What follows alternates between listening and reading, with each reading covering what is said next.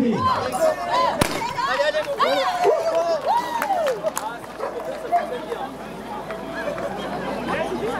Pour les sportifs, les amis, les petits potos.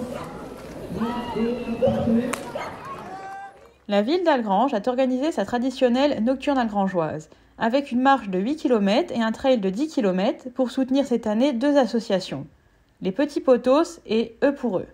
Monsieur Guy Muller, adjoint au sport. Bonjour, je suis Guy Muller, l'adjoint au sport de la ville d'Algrange. Donc pour la 5e édition de la nocturne algrangeoise, nous sommes plus de 400 au départ, entre les trailleurs et les marcheurs. Cette année, encore une fois, nous avons fait cette nocturne pour 2 associations bien définies. Les Petits Potos, que vous connaissez déjà, c'est des gens qui courent avec des gamins handicapés sur des petites jalouettes. Et il y a aussi l'association Eux pour Eux, qui ramassent des fonds pour les enfants qui sont dans les hôpitaux pour des longues maladies. Donc ils aident en achetant des jeux et aider aussi les parents quelquefois qui viennent de loin pour se loger dans les hôtels.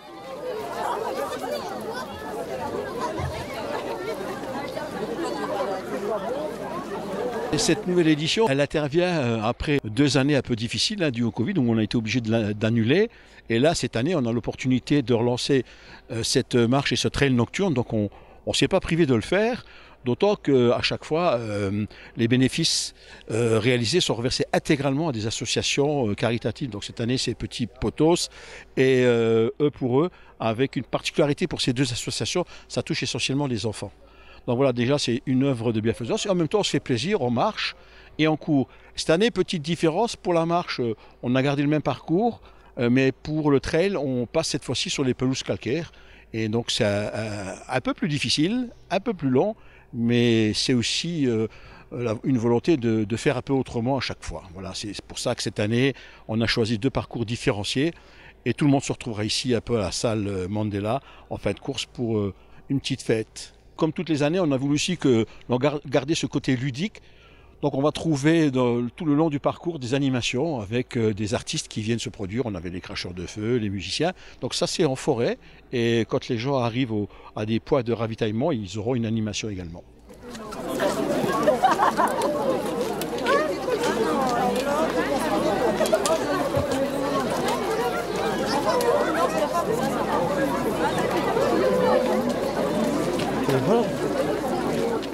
Je suis content parce que malgré le temps et la température, je pensais qu'il y aurait moins de coureurs parce que avec le Covid, j'ai été voir les courses qu'il y a aux alentours depuis 2 mois et ça a baissé pratiquement de partout.